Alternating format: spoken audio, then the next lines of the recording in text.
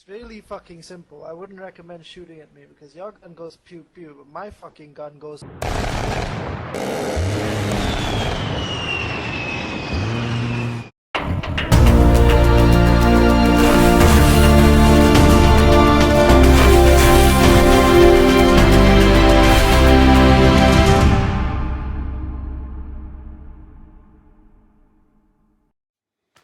Hello and welcome to part 3, and this video is basically concentrating on the actual painting of the A-10, which, like I said in the beginning, was going to be the 3-tone camouflage as in the box art.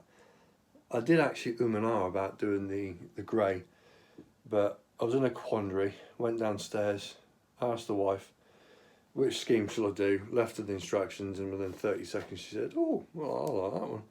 So it's a 3-tone camouflage, so happy, my mind's made up, so I can do this. So what I'll do is just turn the camera around and I'll just go through with you the plan of action for this video, and we'll go from there, okay? We'll have a look. Right, one for a better word is the instructions, and this is the one that I'll be doing. The 3-tone camo, which will be like a dark green, a gunship grey and a medium green, and as it is on the instructions. At a later date, once all the resin and the engines are all sorted out, that's when I can paint the nacelles and all the rest of it. But again, I can leave that to a later date. Really what I want to do is basically just get on with the actual painting of that, of the kit. So really what I'm going to be doing is I did actually go out and get a few more bits of primer. My primer of choice is the old Tamiya, a grey of some form. Now this is Royal Light Grey, and I got some dark greys and medium greys and all that kind of stuff, but primarily that is what I'm going to be using for the primer. And then what we'll do is go straight in with some jet black from the Attacker orange range, and that will be for the pre-shading. And after that, that is when I go into the 3-tone camo. Probably start off with the gunship grey as per what you see on the instruction, and then go on to, what else am I using? I'm using the European 1 green and a medium green. Now once those are on, I shall start going over and popping in some sky grey into each one of these colours and start a bleaching process, which will basically mean going into each colour around where the panels are, all the rest of it, keeping it dark where the panel lines are at the moment, and hopefully the pre-shading will help on that one. But basically I just want to make sure that this is pretty dirtied and pretty used, hence why it was used in 1991 Desert Storm operation for this 74th Tactical Fighter Unit or Fighter Squadron. So it's going to be used, not abused, just used. So that is the plan. Also, right, I'll put in one of the engines into that part there. But again, this is all going to be on a later date, and I had to put some gloop on the resin engine as well. Am I impressed with Black Dog? Yeah, the detail on the engine's fantastic, but everything else, yeah, not too happy with that. Anyway, so what I'll do is I'm not going to bore you to death by showing you the priming stage, because it's dot a doddle. I think we'll just nip in and do, starting with the pre-shading, and we'll go on to then the main colours. So I'll see you in a bit. Right, as you can see, all primed and all pre-shaded. Now, not everyone loves to do pre-shading, and a lot of people think it doesn't work, but once I started it, I liked it, and I've always kept carrying on with it. So So if it's good for you, then keep on going. Obviously there's post shading, but I'm a bit of a wuss. I don't like doing that type of shading because I'll probably now bugger it up. But anyway, here we go. Instructions or the paint directions are there. You probably just see it on the corner of the screen now. A-10 in hand, and I've got lit up the airbrush with the Hataka orange range of Gunship Grey. Now, it is obviously a three-toned camouflage. Am I going to be using masks? Nope. Don't use masks for the real reason. I can't be asked to mask things up. I'll just do them as per and go from there. Not that I'm super duper. I just don't like doing it, and it just takes so much time and I get bored. And when that happens, things go wrong, so I don't bother. So what we'll do is we'll just crack on. I know you can't see it, but it's the only place I can put it. So literally all I'm going to be doing is just light coats of, really, it's a case of whereabouts. Whereabouts I think that the demarcation of the camouflage will be. And all I'm going to do is just light coats all the way around, and we'll do that continuously all over the kit. So that's that part there, because you'll have the Gunship Grey there. You've got a tiny bit of the medium green, and then you've got a big blob of the European green. So with that done, it's again, it's going to be around that area, about there, and it'll end. You've seen this on camera, and literally it's going to be a little bit there, a little bit around here, over the stub, but I don't want to make it look like a thick outline, if you know what I mean. I just want to keep it as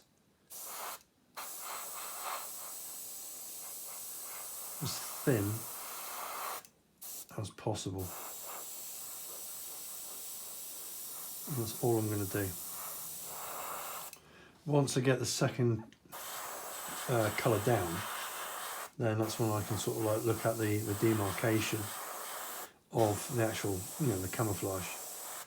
So that's basically what I do. So it is just a bit of a roundabout. And people say, well, why don't you just do it properly and do it first time and all the rest of it? Well, that's how you do it. I just do it this way. And I'm happy to do it that way. So yeah, it's my time to waste. So there, diddly do. So again, if you do what you do and it works for you, then don't stop it. So next bit is going to be just along there, and it's going to come up along here onto the side,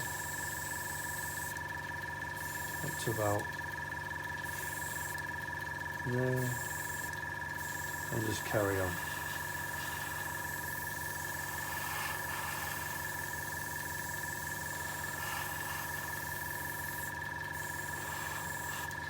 And it goes again all down the sides.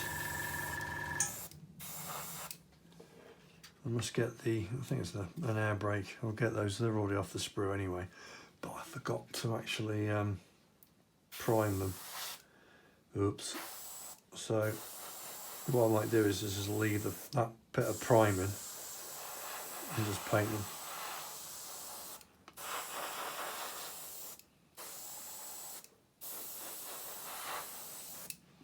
Right, next bit for the grey. Actually goes like that, a little wiggle there, and a bit of a wiggle there.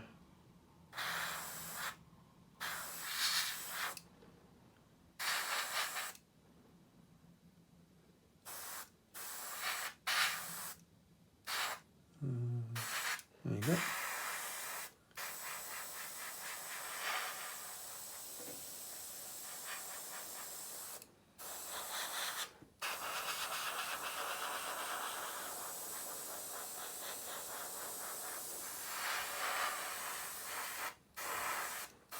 So, you get me drift.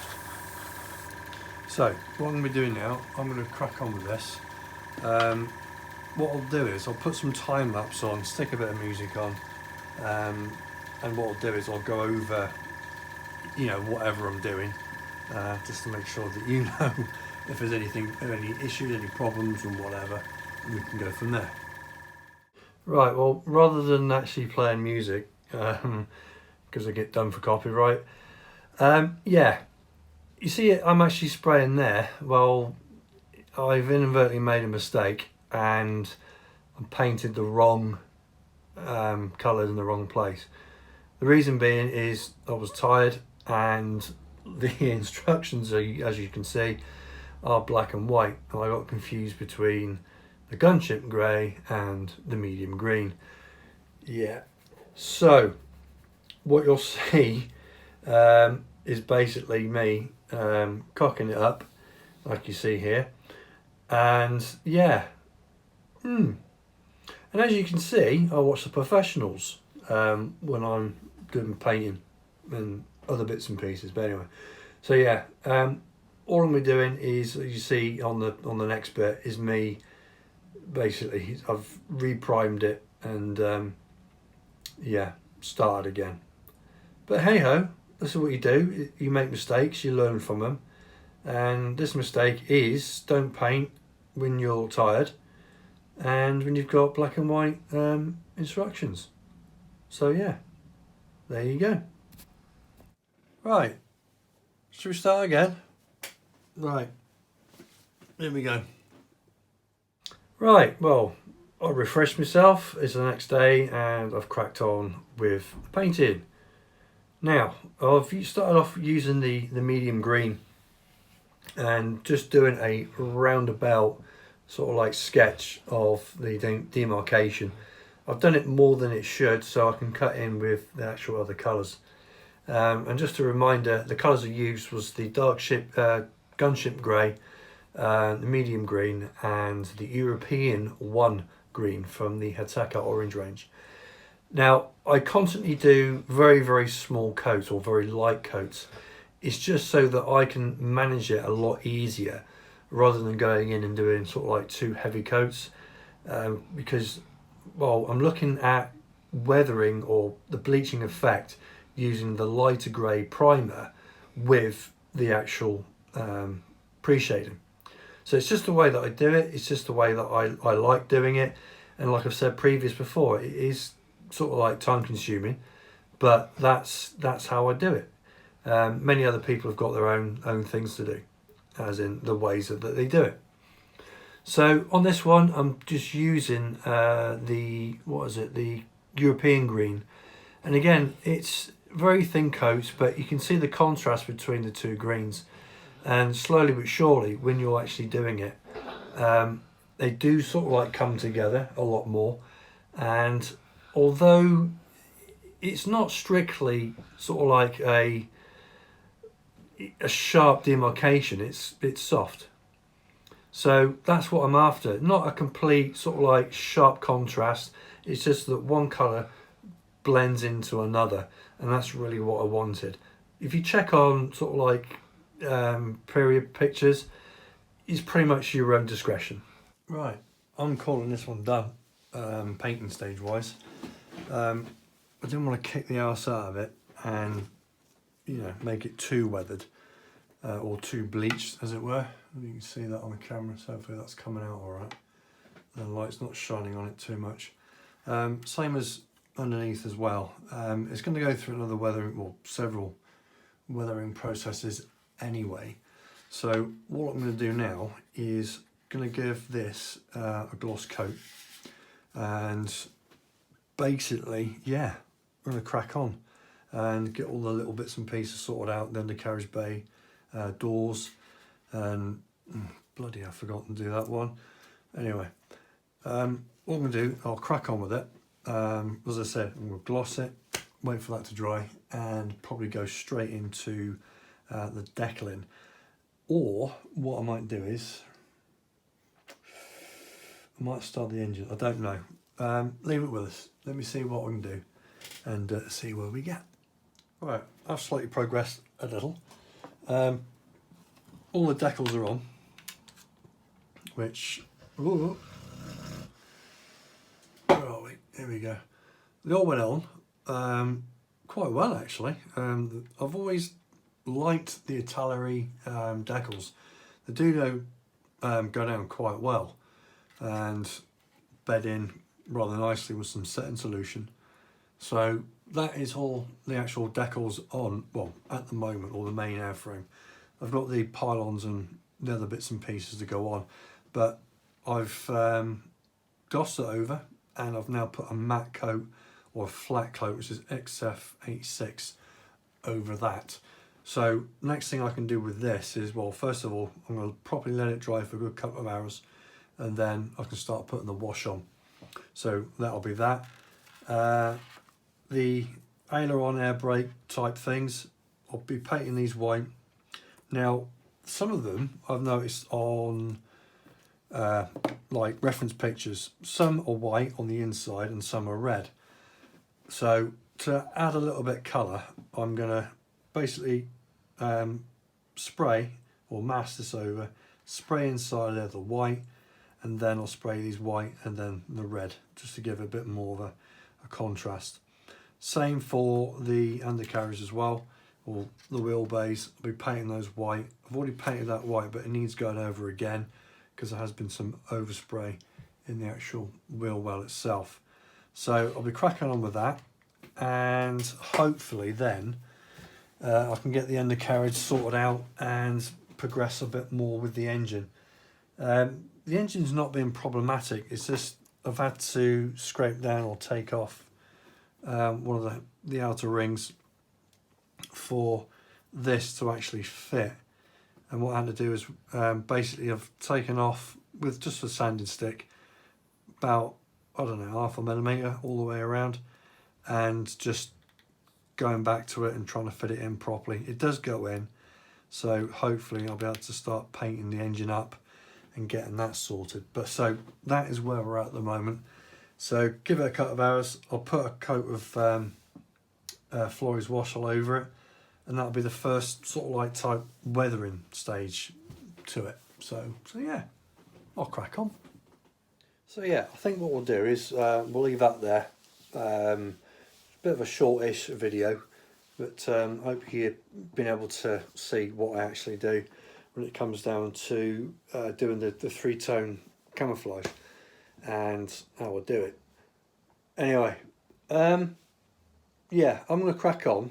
I'm going to crack on with the air brakes, the undercarriage doors and the undercarriage itself. Take them off, clean them up, spray them, and probably go from there. Hopefully, I don't know, I don't want it to feel like it's a drag, but the engine's taking a lot more time than I thought. It's probably me not doing it, or there's something, I don't know. It's just, yeah, it's a good piece of moulding, it really is. But I just think, wouldn't it be just easier to just have everything closed up? But no, it's not. It's a lot better. Anyway, right, I shall crack on. I shall see you on the next video. Until then, stay safe. And yeah, happy modelling.